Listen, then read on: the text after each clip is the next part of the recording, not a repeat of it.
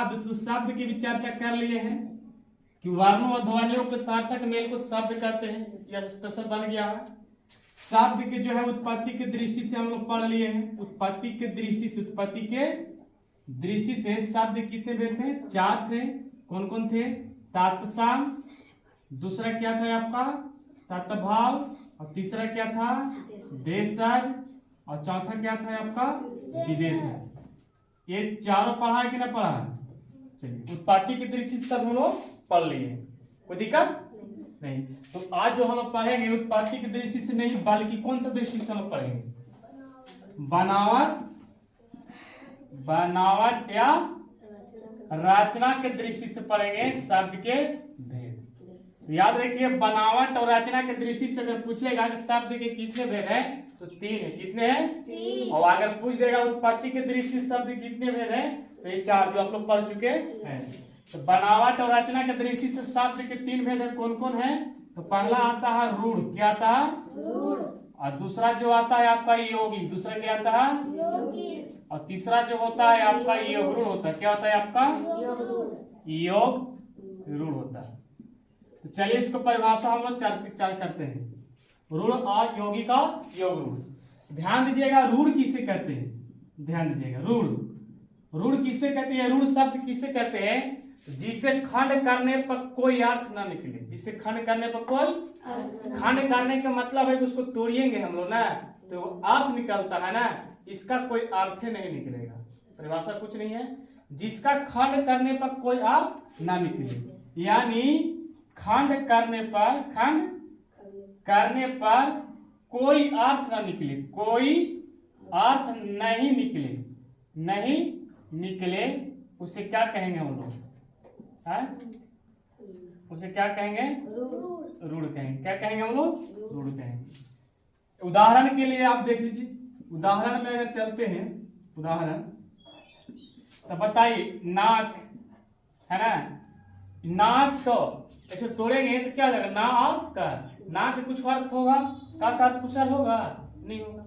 इसी तरह से कुछ भी लिख सकते हैं, चल, चार और ला के कुछ अर्थ होगा? नहीं। कुछ भी लिख सकते हैं, बात है, इसका अर्थ होगा? तोड़ेंगे तो बा और का काला अलग तुरंत अर्थ होगा? नहीं। यानी कहने का मतलब है जिसके खंड करने पर, मेन पॉइंट था, जिसे खंड करने पर कोई अर्थ ना निकलता है तो क्या जाएगा आपको? रूढ़ हो जाएगा। क्या जाएगा आपको? रूढ़ हो जाएगा। कोई दिक्कत है? अब क्या है आपका? योग रूढ़ है। क्या है? योग रूढ़। योग माफ कीजिएगा, यौगिक है। क्या चीज? दूसरा यौगिक। योगी किसे कहते हैं? जिसे खंड करिएगा ना और अर्थ निकले, यानी कहने का मतलब है कि जिसे खंड करने पर अर्थ निकले, यानी सार्थक अर्थ हो या अर्थ हो ना, अर्थ निकले, उसे क्या कहते हैं हम लोग? योगी कहेंगे। क्या कहेंगे हम लोग? योगी। कोई दिक्कत है? जिसे अगर खंड करते हैं और कोई अर्थ निकलता है उसे क्या कहेंगे हम लोग? योगी। उदाहरण में चलेंगे हम लोग। उदाहरण में आप ध्यान दीजिएगा, हम लिखते हैं विद्यालय। क्या लिखते हैं? विद्यालय। आप बताइए, विद्यालय के अगर इसको खंड करेंगे तो क्या लिखिएगे आप? तो विद्या प्लस आलय। विद्या प्लस, आप बताइए, तो विद्या का मतलब क्या होता है? जानता है? विद्या का मतलब हो गया आपको क्या? ज्ञान। विद्या का मतलब क्या हो गया? ज्ञान। और आलय का मतलब क्या हो गया? तो खंड करने पर जो अर्थ निकल रहा है इसका, खंड भी कर दिए और दोनों का अर्थ हो गया। विद्या का मतलब हो गया ज्ञान और आलय का मतलब हो गया घर। विद्या का मतलब ज्ञान और आलय का मतलब हो गया घर, यानी कहने का मतलब हो ज्ञान का घर, उसको हम विद्यालय कहते हैं।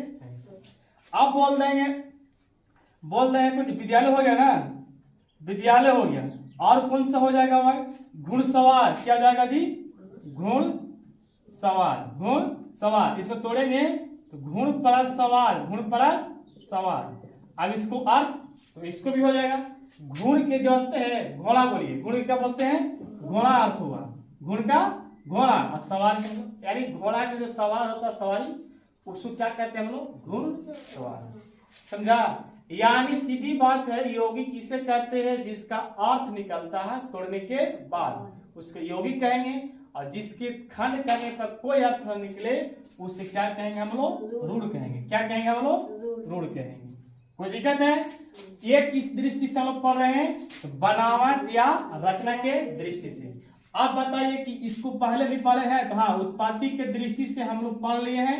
जो तत्सम था, तद्भव था, देशज था, क्या था आपको? विदेशज, है ना। उसको परिभाषा भी शब्द को पढ़ लिए थे कि वर्णों व ध्वनियों के सार्थक मेल को क्या कहते हैं? शब्द। तो इसको हम लोग आगे पिछला क्लास में पढ़ लिया ना, और इसको भी लिंक आपको वीडियो डिस्क्रिप्शन में मिल जाएगा, आप देख सकते हैं, कोई दिक्कत नहीं, बादों में देख सकते हैं, यूट्यूब पर मिल जाएगा आपको। ठीक है, तो रचना की दृष्टि से एक और बचता है जिसका नाम है, आपको जानते हैं क्या नाम है?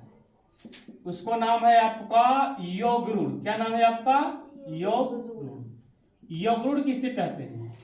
तो ध्यान दीजिएगा, इसमें है ना योगरूढ़, आपको तब पर यौगिक याद हो गया और रूढ़ भी याद हो गया। रूढ़ हो गया जिसको खाली टुकड़ा नहीं करते उससे रूढ़ कहते हैं, और जिसको खंड करने पर अर्थ निकले उसे यौगिक कहते हैं। और योगरूढ़ जो है, ये जो है साधारण अर्थ छोड़कर विशेष अर्थ प्रकट करता है। कहने का मतलब है ना, योगरूढ़ वे शब्द, है ना, वे शब्द जो साधारण अर्थ छोड़कर, साधारण अर्थ छोड़कर, साधारण अर्थ छोड़कर विशेष अर्थ ग्रहण करे, विशेष अर्थ ग्रहण करे, तो उसे क्या कहेंगे हम लोग? उस योगरूढ़ कहेंगे। क्या कहेंगे हम लोग? यानी उस अपना अर्थ छोड़ देगा, साधारण अर्थ छोड़कर विशेष, यानी उसको मतलब नहीं, आप कुछ और बताएंगे आपको। जैसे में अगर बताए करते हैं, उदाहरण में चलते हैं, तो उदाहरण में आपको क्या आ जाएगा? जैसे गणपति, क्या जाएगा जी? बताइए, गणपति है, बोल रहे हैं, लिख रहे हैं, लेकिन गणपति किसके बोला रहा है? गणेश का। किनका बोला रहा है? आपको समझ में आया? यानी साधारण अर्थ छोड़कर विशेष अर्थ प्रकट करे, उसे क्या कहते हैं? योगरूढ़। क्या कहते हैं? आप बोल दीजिएगा गिरी, लेकिन बोला रहा है किसका? घर। क्या बोला रहा है? समझ में आया? आप बोल दीजिएगा दासानन। क्या बोल दीजिएगा? दासानन। किनका बोला रहा है? रावण को। किनका बोला रहा है? रावण को। कि जितना भी सीधा बात आता है, संस्कृत वाला जितना शब्द लगवा है ना, इसमें आ जाता है, आपको कोई दिक्कत नहीं। और एक दृष्टि और पढ़ना है आपको, और वो दृष्टि जानते क्या पढ़ना है, वो भी हम बता ही देते हैं, है ना। वो कुछ नहीं है, वो आपको रूपांतरण की दृष्टि से है। इसी में बताते हैं रूपांतर के दृष्टि से, रूपांतर के दृष्टि से पढ़िएगा। इसमें दो होते हैं रूपांतर, जैसे कितने शब्द होते हैं? दो होते हैं। जो पहला होता है आप विकारी, विकारी या विकारी कोई भी लिख सकते, कोई दिक्कत नहीं है, विकारी शब्द। दूसरा क्या होता है? विकारी शब्द। इसलिए विकारी शब्द किसे कहते हैं? एक में जो है ना, वे शब्द है जिनका लिंग वचन पुरुष के अनुसार बदलते हैं, उसे क्या कहेंगे हम लोग? विकारी शब्द। क्या कहेंगे? और जिनमें लिंग पुरुष वचन के अनुसार नहीं बदलते, उसे क्या कहते हैं? अविकारी। यानी इसमें जो है बदलते हैं और इसमें नहीं बदलते हैं, नहीं बदलते हैं। जिनमें लिंग वचन पुरुष के अनुसार बदलते हैं उसे विकारी शब्द कहते हैं, और जिनमें लिंग वचन पुरुष के अनुसार नहीं बदलते उसे क्या कहते हैं? अविकारी कहते हैं। कोई दिक्कत है? नहीं। विकारी के जानते हैं चार भेद हैं, इनको भी कितने होते हैं? चार। और चार जानते हैं कौन कौन होते हैं? पहला होता है आपको संज्ञा, दूसरा हो गया आपका सर्वनाम, और तीसरा हो गया संज्ञा सर्वनाम क्रिया, और चौथा हो गया आपका विशेषण। क्या हो गया आपका? विशेषण। छोटे छोटे हम लिख दिए हैं, कुछ समझ जाइएगा। और इसका भी चार भेद होते हैं, जेकरा में क्या आते हैं? संज्ञा सर्वनाम क्रिया विशेषण। इसमें क्या जाएगा? क्रिया विशेषण। क्या जाएगा? क्रिया विशेषण। फिर क्या हो जाएगा? संबंधवाचक, या ना संबंधवाचक। अब बोलिए, संज्ञा तो कथा हो गया, या क्रिया अधिकारी बोल रहे हैं। क्रिया विशेषण संबंधवाचक, है ना, विषयादि बोधक, विषयादि बोधक। और एक कौन है जी? पहला, दूसरा, तीसरा हो गया समुच्चय वाचक। समुच्चय वाचक। ये जो है आपको कितने हैं? चार चार है, और चार चार मिलकर पूरा कितना होते हैं? 8। किस दृष्टि से? रूपांतर के दृष्टि से। कोई दिक्कत है? परिभाषा शॉर्ट में लिखे हैं तो आप लोग फ्रेश कर लीजिएगा इसको पूरा। याद शुरू से बता दे रहे हैं? कुछ नहीं है शुरू से। आपको बता रहे कि यह तत्सम शब्द, हिंदी में संस्कृत के मूल शब्द को तत्सम कहते हैं। तद्भव, तद्भव किसे कहते हैं? तत्सम के प्रिय रूप को तद्भव कहते हैं। देशर, देश में बोल चल पाए जाने शब्द को देशज कहते हैं। जिन जब शब्द विदेश में होगा विदेशी कहते हैं। शब्द किसे कहते हैं? वर्ण और ध्वनि को सार्थक मेल को शब्द कहते हैं। बनावट की दृष्टि से चलते हैं तो रूढ़ यौगिक और योग रूढ़।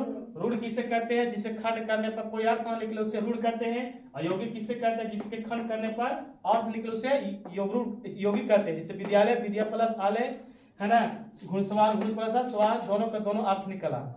अब आते हैं योग रूढ़। योग रूढ़ क्या है? साधारण अर्थ छोड़कर विशेष अर्थ प्रकट करता है, उसे क्या कहते हैं हम लोग? योग रूढ़। जैसे आपको बोलते हैं गणपति, गणपति लिखाता लेकिन बोलाता क्या है? गणेश जी का, है ना। उसके बाद गृह, गृह बोलते हैं लेकिन बुलाता है घर।